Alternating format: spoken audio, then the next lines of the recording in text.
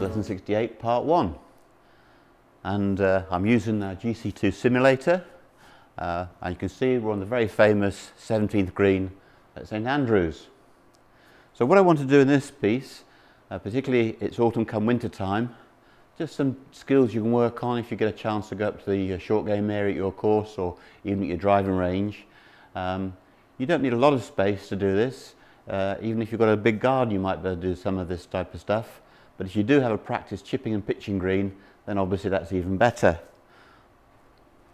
The GC2 simulator allows me to literally simulate any shot from the 18th tee at the Belfry over the water to the 10th hole at the Belfry to the postage stamp at Troon. All are on this simulator. So let's just do some work, and the title of this is Improvisation is the Best Teacher. So when you play a links course like St Andrews, you have to have lots of information. There are lots of different ways of hitting different shots and getting a good result.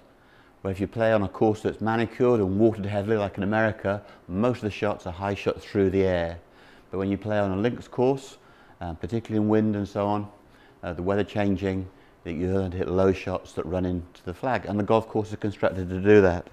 So I find that pupils often, they're not sure when to play which shot at which time. And I say to them, what you've got to do is separate yourself from the distance that the ball's going. Anything from 100 yards in, this applies to. Always try to use the straightest face club you can for the job. So if you can putt it, putt it. If you can't putt it, play a running chip with their 5-iron or something. If you can't stop a running chip in time, then play a lofted chip and play a chip shot mechanism with their wedge or a sand iron. And if it's too far for that shot, take another club or start to pitch, which introduces the wrists. So basically, the straighter face the club is for the shot in hand, the higher your percentages of success. You say, well, Luther, why don't I just play a lob wedge? Well, if I throw a lob wedge all the way to the flag, I've got to have a lot of power. And if I get that wrong, it's like a 70-mile-an-hour crash in a car. It's dangerous. Whereas if I play a 5-iron to chip and run, there's a lot less energy in that shot, and if I mess it up, it's a 30-mile-an-hour crash rather than a fatality. So, straight face clubs are easy to hit around the greens as long as the lie permits. So, here I am on the GC2 simulator, and I've got like a 20-yard shot. I'm on the fringe, and I can practice going up onto the hole. And there you can see the ball running in, and you get a good feel. Even though that ball was a little bit too far, I now know the green's quite fast. Aiming the face first, building the grip. Now, if I have the bit of roll the ball smoothly end over end, you can see the ball running out on a very good line. Almost hold it.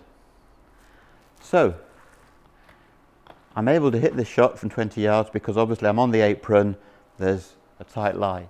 But let's just suggest that the approach to the green was either longer, cut longer, or it might be a little bit sort of lumpy. You don't quite know what the ball's going to do if you try and putt through that ground.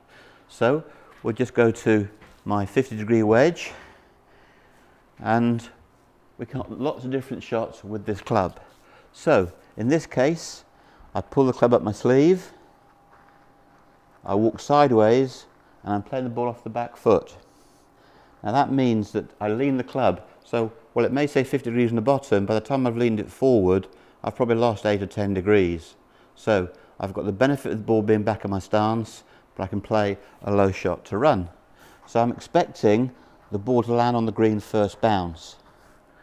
Okay.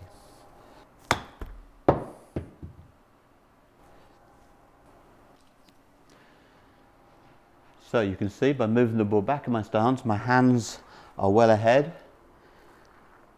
The 50-degree club has become a little straighter, more like 42 degrees, more like an 8-iron. And all I'm doing is I'm pulling the ball forward. And again, when you're playing around the greens on a links course, you've got to imagine that you're putting. Why? You don't take divots when you putt. So ideally, you shouldn't take divots when you chip.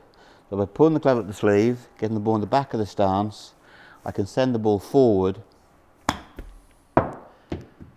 And because I'm not putting through a raggedy fringe, I've got probably an easy job when it comes to distance control. So what I'm going to do now is I'm going to move to a different part of the green and hit a different shot but using the same club. A minute ago I was 20 yards away from the flag and playing either a putter off the apron or a 50-degree wedge off the back foot. But now I've come further away, I've now got 40 degrees and I can play a bigger version of the shot of a minute ago. So I pull the club up my sleeve, but I'm going to play the blade in the middle of the feet. So here we go. Send the ball 40 yards.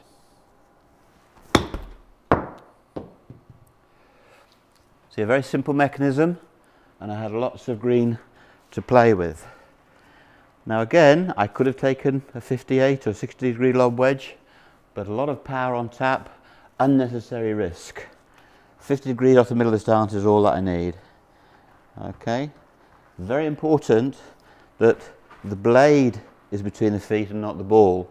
If the ball is between the feet, then that means that the blade is travelling downwards at the point of contact. I want the leading edge to be at the bottom or the base of the arc, and that means the ball is a ball's width to the left of that central point. All right, so blade in the middle, and although it's a lofted club, I'm thinking about sending the ball forward.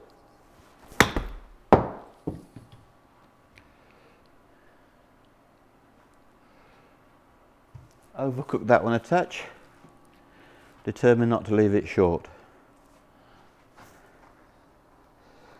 Once you're over the ball, you can imagine where the flag is in your mind's eye, 40 yards away, and your body can work out how much energy the shot requires. So although you're not looking at the target when you're playing golf, you can hold an image of where the flag is in your mind's eye, and therefore you can get a sense of distance control. What's the difference between a 40-yard chip and a 45-yard chip? The answer is just feel. So it's important that once you've looked at the lie of the club and the amount of green and also the loft on the club head, that helps you make your decision. Okay, so let's hit one more. Club up the sleeve, blade between the feet.